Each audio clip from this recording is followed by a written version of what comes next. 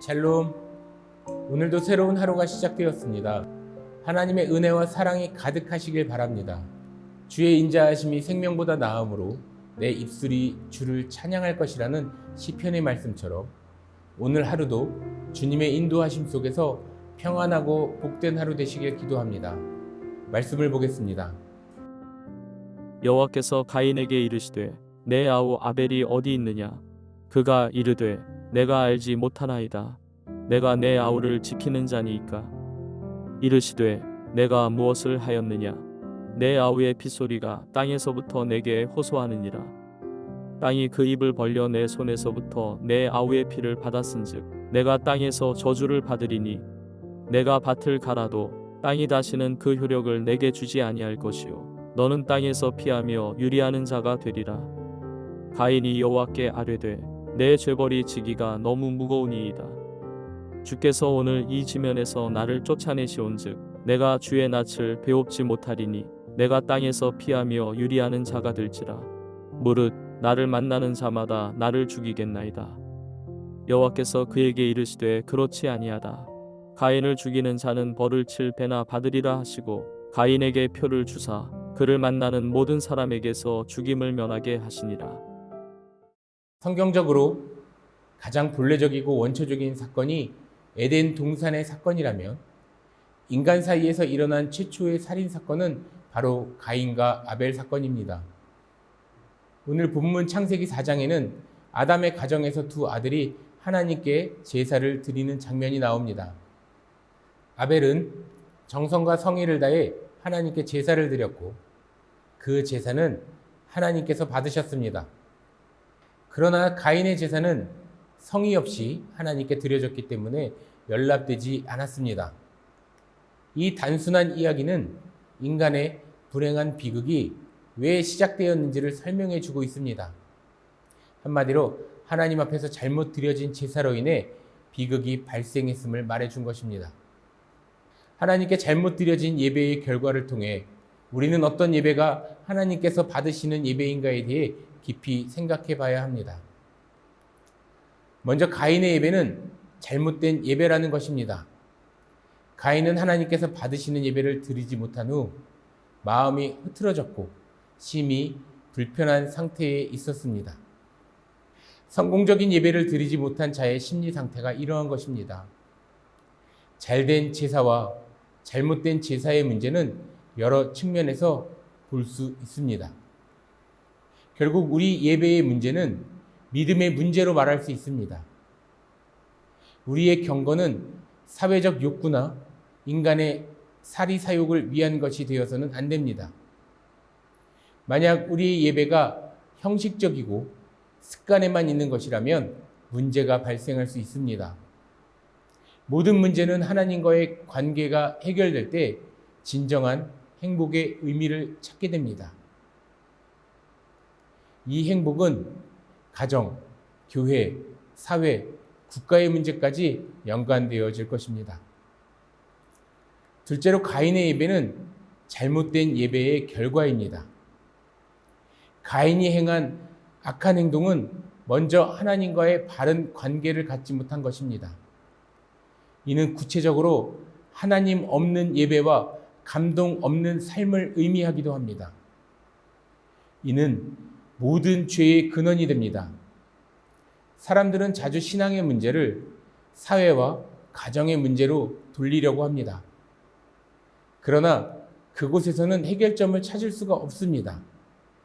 불신, 분풀이, 원망, 원수 맺는 것 등의 문제는 모두 사람과 사람 사이의 관계가 아니라 나와 하나님과의 관계에서 시작된다는 것입니다. 하나님과의 바른 관계가 없이는 어떤 해결도 어렵습니다. 그러므로 바른 예배를 드려야 합니다. 요한복음에 하나님은 영이시니 예배하는 자가 신령과 진정으로 예배할지니라 라는 말씀처럼 예배에는 두 가지 측면이 있습니다. 하나는 인간이 존경과 감사로 하나님께 드리는 행위, 또 다른 하나는 하나님께서 우리의 예배에 응답하시는 요소입니다. 그러면 거룩한 예배, 신령과 진정으로 드리는 예배란 구체적으로 어떤 예배이겠습니까? 구약 성경에서 제물의 응답은 보통 불로 역사하셨습니다.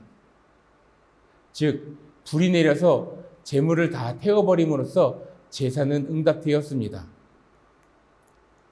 역대하 7장 1절 이하를 보면 솔로몬이 예배를 드리는 중 기도를 마치자 불이 하늘에서부터 내려와서 번제물과 제물들을 사르고 여호와의 영광이 성전에 가득했다라는 기록이 있습니다.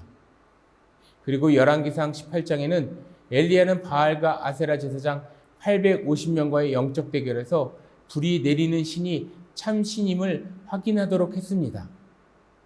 그 결과 여호와 하나님이 참 신임을 확인하였고 불이 내려와 제물을 다 태웠습니다. 예배의 응답은 우리의 죄, 허물, 약함, 육신적인 것을 모두 태워서 정결케 하는 것입니다. 하나님이 받으시는 예배는 우리 인간의 모든 죄악과 허물을 태워버리는 것을 의미합니다. 이처럼 하나님은 불로써 우리에게 응답해 주십니다. 참으로 응답되는 예배를 어떻게 해야겠습니까? 예배를 드린 후에는 근심, 걱정, 고통, 더러움, 죄악, 약함, 아픔, 가난, 사악함 등이 모두 떠나가야 합니다. 바로 우리 마음에 정결의 역사가 있어야 한다는 것입니다. 하나님이 받으시는 제사를 드리지 않고는 우리의 영육 간의 평안을 얻을 수 없습니다. 아무리 은혜를 받아도 제자들처럼 신비로운 변화산의 체험, 은사의 체험이 있다고 하여도 구름 속에서 들리는 하나님의 말씀을 듣고 오직 예수만 보이지 않는다면 신앙의 단계는 아직도 미약한 상태에 있는 것입니다. 자랑거리도 아름다움도 거룩함도 없어져 오직 예수님을 의지하는 큰 믿음만 남아 있어야 된다는 것입니다. 우리는 예배를 통해 우리의 모든 것을 다 벗어버리고 예수 그리스도의 주대심만 바라보아야 할 것입니다. 결론을 내리면 이스라엘 백성의 생활은 성막 중심의 생활이었고 그들은 이를 통해 평안히 먹고 어려운 광야 생활을 견뎠습니다. 이스라엘 백성의 삶이 성막 중심이었다는 것은 제사 중심이었음을, 그리고 이는 곧 예배 중심이었음을 보여줍니다. 이처럼 이스라엘 백성들은 예배 중심 생활을 통해 광야 생활을 하나님의 은혜로 보낼 수 있었습니다. 이는 우리가 하나님이 받으시는 살아있는 예배를 통해 광야 같은 이 세상을 승리하며 살아갈 수 있음을 의미하는 것입니다. 우리는 예배를 통해 하나님을 만나며 그 안에서 모든 근심과 걱정을 해결하고 만족을 얻어야 할 것입니다. 그렇기에 예배의 성공 없이는 어떤 부분에서도 참 만족을 얻을 수 없습니다. 이제 우리는 권능의 하나님 앞에 나아가며 모든 문제를 해결받고 오직 예수님만 바라보며 승리하는 삶을 살아야 할 것입니다. 꼭 이러한 삶을 사는 여러분 되시길 주님의 이름으로 축원합니다. 기도하겠습니다. 사랑의 주님, 우리가 예배에 성공할 수 있도록 우리를 도와주시옵소서. 늘 예배하는 예배자의 삶을 살아갈 수 있게 도와주시고, 우리가 예배를 드릴 때에 뒤틀어졌던 우리의 마음이 바르게 세워질 수 있도록 도와주시옵소서. 우리 삶의 주인이 오직 예수 그리스도이시고 우리의 예배의 주인이 오직 하나님이심을 고백할 수 있게 도와주시옵소서. 늘 우리의 삶을 인도하여 주시옵소서. 예수 그리스도의 이름으로 기도를 드립니다. 아멘.